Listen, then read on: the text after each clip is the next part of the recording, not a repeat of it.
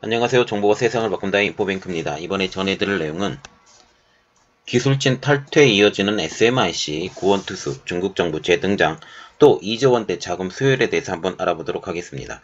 여러분의 구독, 좋아요 한 번씩 눌러주시고 이야기를 시작을 해보도록 하겠습니다. 지난 12일 날 밤이죠. 중국 최대 반도체 제조업체인 SMIC가 대지진이라 할 만한 인사가 있었습니다. 대만의 최대 위탁 생산업체인 TSMC 출신으로 SMIC 핵심 인력이었던 장샹이, 랴몽송, 그리고 양광레이가 이사직을 내려놓고 SMIC를 떠난 것입니다. 장상희는 부회장 겸 집행이사, 량명송은 CEO의 자리는 그대로 있지만 집행이사, 량광레이는 독립이사로 모두 대만을 건너와서 SMIC의 핵심 전략을 책임졌던 인사였다는 거죠. SMIC는 공고문을 통해서 이 세 사람의 빈자리는 모두 중국 쪽 인물들로 대체된다고 밝혔습니다. 중국과 홍콩의 증권가는 놀랐고 주가는 요동쳤지만 SMIC는 이번 사태를 관례적인 일이라고 파장을 축소하려고 하고 있었죠. 그만둔 이들도 SMIC에 협조하는 모습도 보이고 있었는데요. 장샹이는 이사회에서는 아무런 의견 충돌도 없었다라고 하면서 가족들과 더 많은 시간을 보내기 위해서 회사를 그만뒀다고 해명을 했습니다.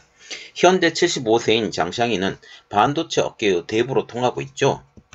TSMC 연구개발부서의 주역이자 창업자인 장중모우의 총애를 받았던 인사였던 만큼 그는 TSMC에서 연구개발 담당 부회장을 지내다가 2013년에 퇴직을 합니다. 퇴직 후 중국 업체들과의 연을 계속 맺게 되는데요. 2016년 SMIC 독립이사를 시작으로 해서 2019년 우환홍신 최고 경영자로 영입이 됩니다. 우환홍신은 중국 최대의 반도체 사기 사건으로 지금 알려지고 있죠.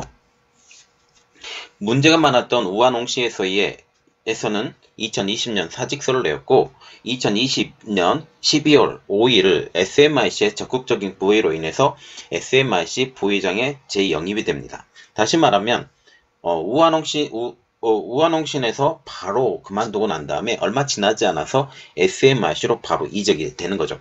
그래서 SMIC도 지금 장샹이를 데려오려고 무지 노력을 했다라고 보는 입장도 여기 때문입니다. 이번 량명송과 장상희의 방출 조치로 인해서 SMIC가 최첨단 개발 제품 개발을 포기한 것으로 보이는 것으로 시장은 받아들이고 있습니다. 미국의 전 트럼프 행정부 때 SMIC를 블랙리스트로 올린 후에 SMIC는 ASML에서 EUV 노광 장비를 구매할 수 없었고 특별히 장샹이를 데려왔던 가장 큰 이유는 ASML과의 관계가 굉장히 좋았던 TSMC부터 관계가 좋았던 것을 지렛대로 해서 ASML에서 EUV 노광 장비를 구매를 하려고 했었는데 미국에서 계속적으로 안 돼 라고 지금 얘기를 하고 있었죠. 그래서 10나노 이하 공정 개발이 어려워지는 상황에서 이제 이들을 물리치고 말하자면 장샹이나 량몽송 이런 TSMC의 이사진들을 물리치고 출신 이사진들을 물리치고 이제 중국 정부가 전면적으로 앞선다라는 거죠. 이제 10나노 이하 공정으로 진입은 어렵지만 SMIC는 중국 정부가 지원을 하면서 반도체 굴기에 불을 다시 붙이겠다라는 심산이죠. 그래서 이번에 볼 것은 붕괴되는 마지막 희망 SMIC 구원투수 중국 정부 재등장입니다. SMIC의 기술 인력들의 탈취가 가속화되고 있는 가운데 중국 정부가 사태를 무마시키기 위해서 구원투수로 등장하고 있습니다. 2조 원의 자금을 추가로 투자하면서 중국 반도체 마지막 보루인 SMIC 지키기에 나선다라는 거죠. 지금 SMIC가 사상 최대의 이득을 얻었다라고 하는 것은 중국 정부의 대대적인 투자가 있어서 이게 가능하게 됐습니다. 그래서 이번에 투자를 한 번 더 해서 이 규모의 경제를 해보겠다. 그래서 가격을 지금 현재 디스플레이, 그러니까 말하자면 BOE와 같은 형식으로 키워버리겠다라는 그런 측면이죠. 13일날 경제 매체인 차이신에 따르면 중국 최대 파운드리 업체인 SMIC는 12일날 낸 공고에서 상하이 자유무역구에 자본금 55억 달러, 한국 돈으로 약 6조 4,800억 원 규모의 합자회사를 설립한다고 밝혔습니다. 즉 SMIC가 중국 정부와 공동으로 투자한다는 거죠. 지금 SMRC와 같은 경우는 원래는 대만인이 이 회사를 만들었지만 지금은 국영기업체가 됐어요. 그래서 국가가 전부 다 해먹는다라고 보시면 되겠습니다. 그래서 SMRC와 같은 경우는 36억 5,500만 달러, 그리고 국가 직접회로 IC 산업투자펀드 2기는 9억 2,200만 달러, 그리고 하이린웨이가 9억 2,300만 달러. 말하자면 투자펀드 2기가 9억 2,200만인데 하이린웨이가 더 100만 달러가 더 많은 돈을 투자하게 되는 것이죠. 그래서 SMRC를 제외한 이 두 펀드와 하이린웨이라는 이 회사가 투자하는 금액이 18억 4,500만 달러, 한국 돈으로 약 2조 1,700억 원 정도 됩니다.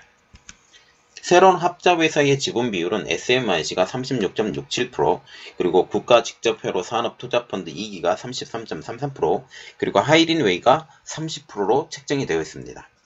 국가 직접회로 산업투자펀드 2기는 중국 정부 주도의 반도체 산업 육성 펀드이고, 하이린웨이는 상하이시 정부의 반도체 육성 펀드인 상하이 직접회로 산업펀드가 만든 회사입니다.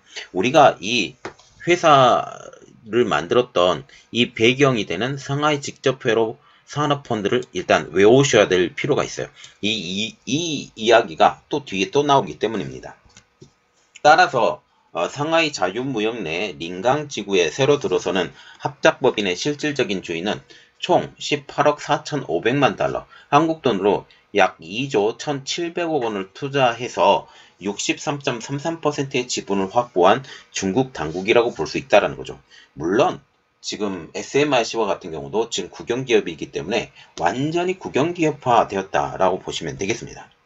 SMRC는 지난 9월 달에 자유무역구 링강지구 관리위원회와 합자회사를 세워서 향후 매월 28나노 이상 공정이 적용이 된 12인치 웨이퍼 10만 개를 생산할 공장을 새로 짓겠다고 발표한 바가 있는데, 이번에 정부가 부담한 자금 규모가 구체적으로 이번에 공개가 된 것입니다.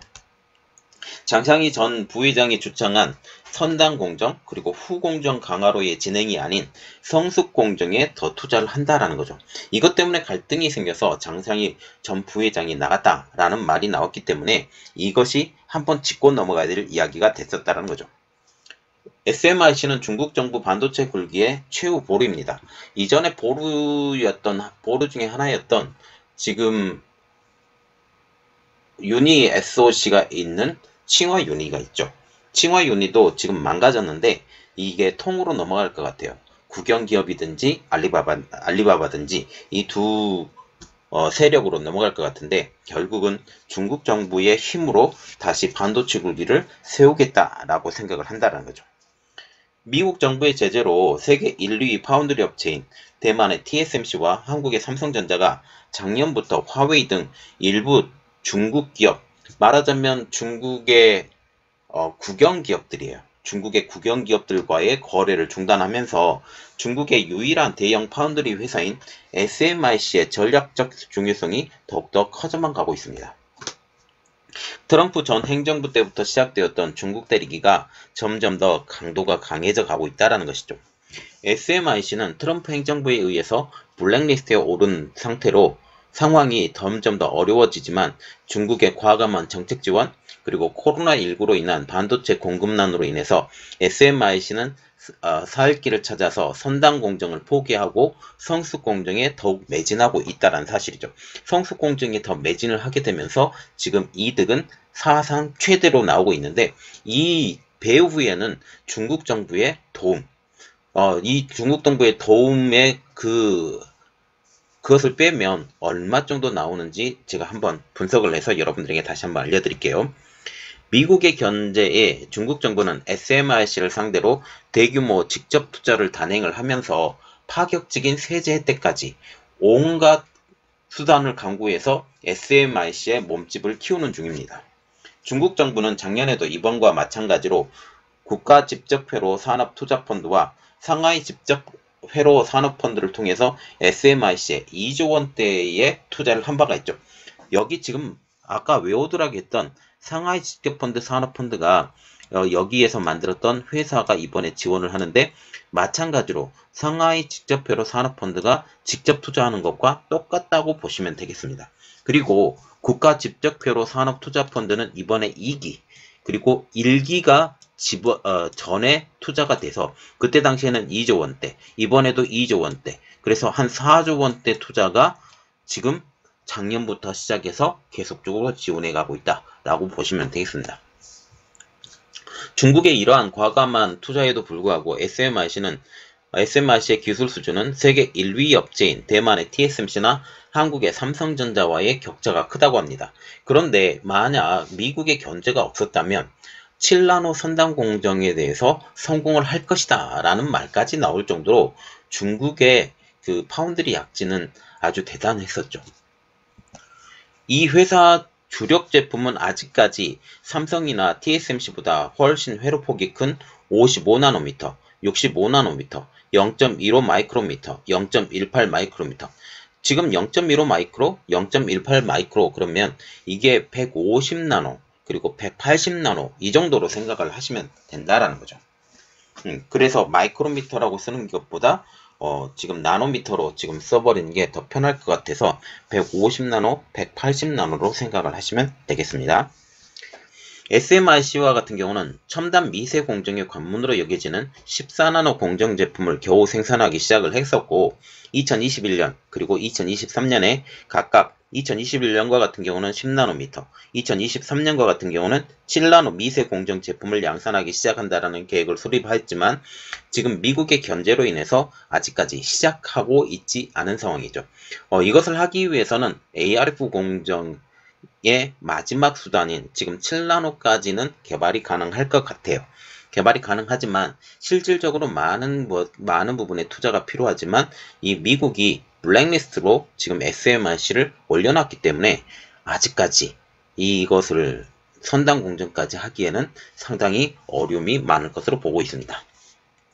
자, 그래서 우리가 봐야 될 것은 지금 인재들이 떠나고 있어요. 특히 대만의 인재, TSMC의 인재들이 떠나고 있는데 이들이 정말 중요시 여겼었던 것은 선단 공정인 지금 7나노까지 특히 량몽송 지금 회장이죠. 회장과 같은 경우는 지금 7나노 공정 기술까지 그의 머릿속에 있는 것으로 알려지고 있고 그리고 장상이 지금 부회장과 같은 경우는 지금 현재 후공정 쪽에서도 좀 강한 그 기술을 가지고 있는 것으로 알려지고 있어요. 그가 떠나게 되면서 지금 SMRC와 같은 경우는 후공정 분야 그리고 선단 공정으로의 진입이 더욱더 시간이 많이 걸릴 것이다. 이렇게 보시면 될 것 같습니다.